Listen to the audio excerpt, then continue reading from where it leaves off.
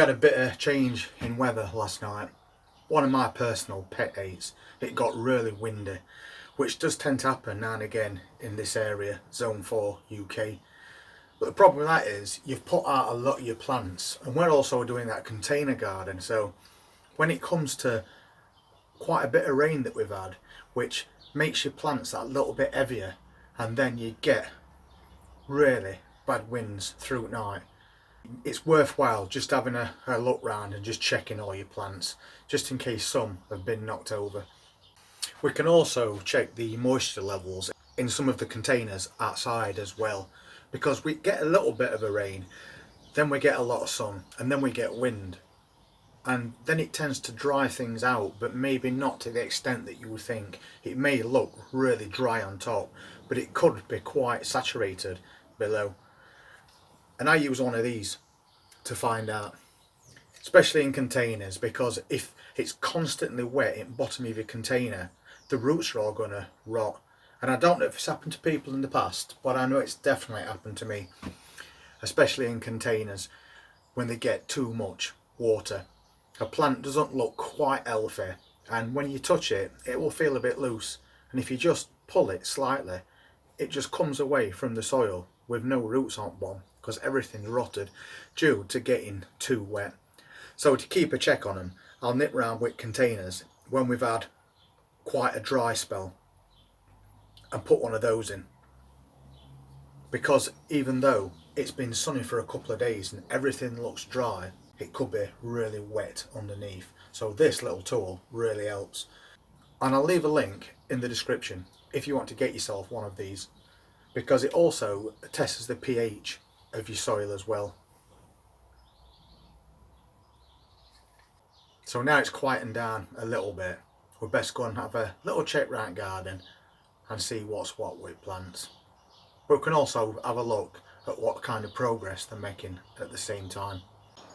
So we'll just start up in beer garden area. Things look pretty much okay up here from what I can see.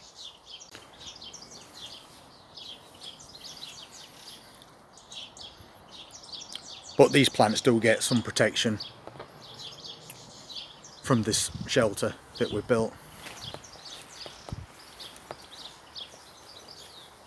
That new little planter that we made has actually got a little flower come on it already, which is really good to see. And the clematis looks fine, so do the peas. So that's trying already, and it's only been done a few days.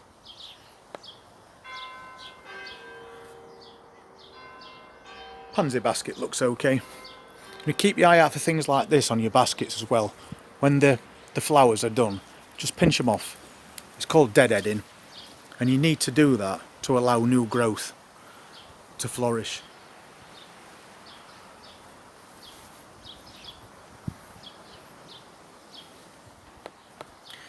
We've got this ivy on the back of this fence, which the wife's been working on as well. And what we're trying to do is extend its growth. And we've got another little, the other end of that bed frame there. And we're going to let the ivy grow over and outwards from it as well. But we're also training it to go along this fence as far as we can, because I think it'll look quite effective.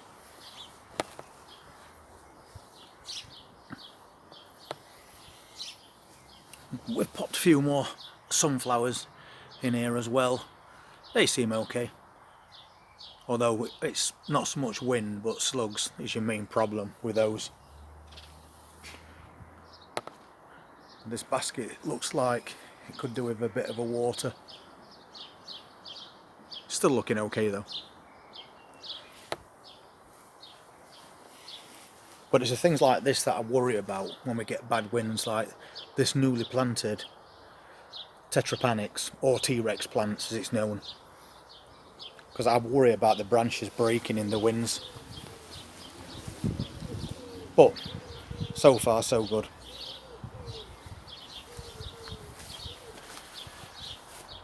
And the sunflowers are all starting to come up nicely now as well.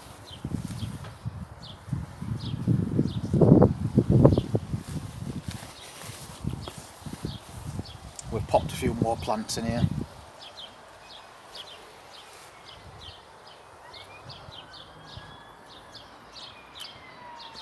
But all in all, no damage, looks okay, so that's great.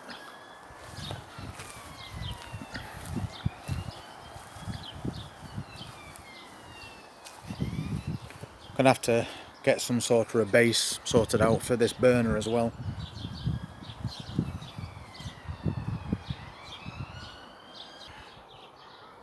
I put all the canes in yesterday for all these tomato plants to grow up. Just canes shoved in ground and then secured with string all the way along.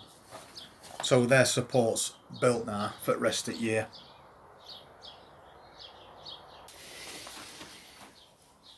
And everything's okay in here.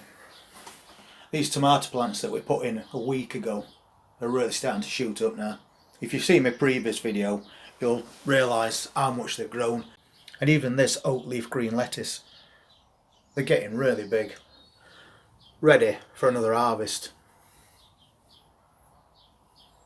But yeah, I'm quite pleased with the way these tomato plants have come on. And this one as well. That's an outdoor girl tomato plant. And again, that's shooting up really well. And these sunflowers are now massive on top.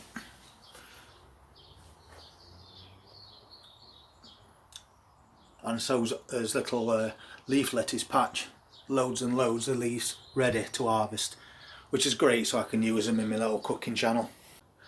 We'll put this cane frame up as well, because the French beans that were planted in greenhouse are now getting big. So basically they need wrapping around these poles like that, and then pinning, and then they'll continue to grow up to the top. So they've come on really well in just a few days. Those peas that were planted, the aldermans, have really worked their way up these canes now. We keep adding extra string, but at least the wind hasn't damaged these, which I'm grateful for. Pretty much everything in the hoop houses should be okay, because it has got a little bit of protection with those nets. But this is one of the annoying things about when weather changes. It shook this so much, it knocked the glass out. So now I've got to put some new glass in that. But lucky, I have got some spare. So everything in these hoop tunnels is pretty much alright.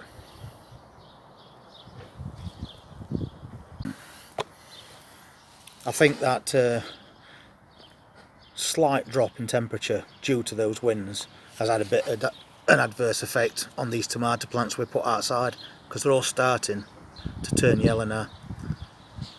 But the one next to it is not too bad, so maybe we'll get one out at 3. But strawberry bed looking really well, and so's that edging that we planted up as well, because at one point the winds got so bad it blew 2 of these over, but we secured them with some canes, just sunk them in and tied them on just to help them reroot, and now they're looking okay.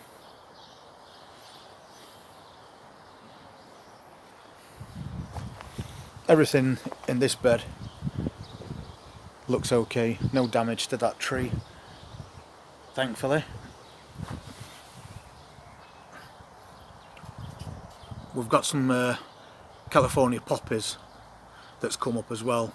We just chuck some seeds in, just see what happens, and they've come up, but they have kind of gone over with that wind a little bit.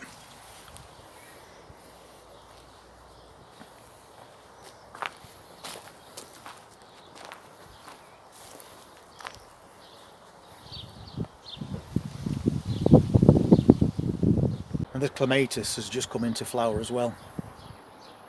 Really nice. And the dianthus, what we put in, has spread 3 times bigger than it were before.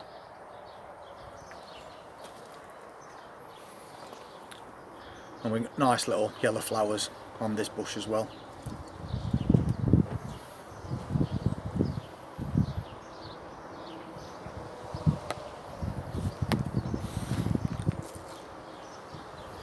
But this is what I was also worried about, this strawberry tower. If it rains, then obviously it's holding water and it gets quite heavy, and then the wind will start to shake it. So I might have to secure something on this wall to wrap around it, because I don't want this getting knocked over, because it's only in the ground with a metal bar at the moment. And the strawberry plants are all doing really well.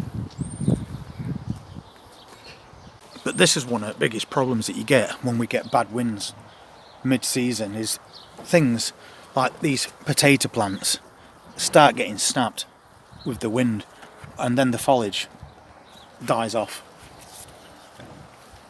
And it seems to happen every year where we are. Just as these plants are getting to a good size, the wind comes along and breaks them down. So I'll have to think of some way of tying these up, giving them some extra support. But everything's growing like mad at the moment. So it's a shame if you get the bad winds come and they start breaking things up.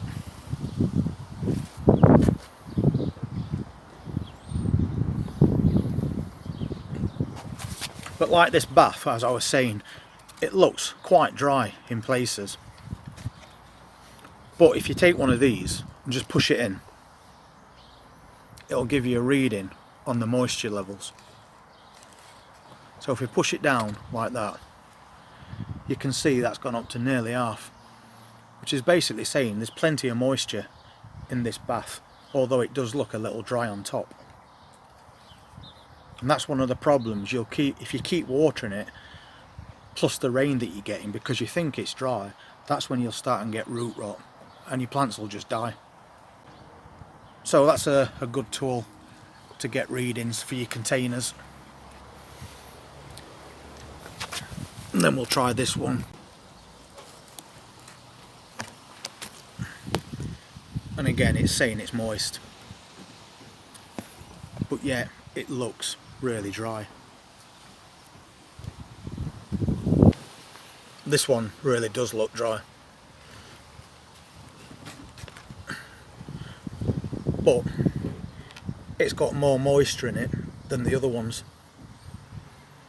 So as I said, it's a really handy tool to have.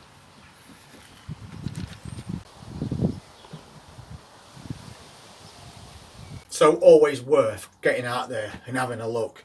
It's very cloudy today. We've had a bit of rain through night, not a lot, but we had quite a hot day yesterday, which has been drying some things out.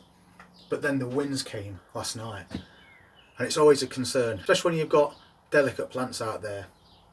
And as happened to me in a previous year, a full block of sweet corn was standing about 4.5 to 5 feet tall, which has took quite a long time to grow to that height. And winds like this came along and snapped the lot. So prevention is better than a cure, as they say. As soon as these winds have died off, I'll be going round and I'm going to string up, tie up, secure any way I can think of any plants that's quite tall, because I don't want to lose them mid-season and have to start all over again. And with things like potatoes, first off, the shops tend to run out of seed potatoes at this point. So if you lose your potato plants, you've lost your entire crop. And as we get a little rain, and then we get some sun, but then it's followed by wind. Wind will dry things out, just like warmth.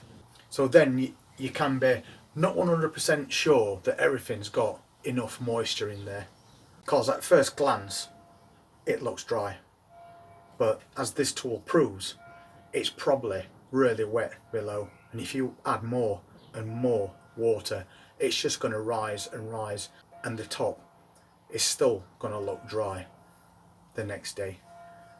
But below, your roots are going to be rotting. So, as I say, really good tool. I'll put a link in the description if you want to get yourself one of those. It's really useful for your containers.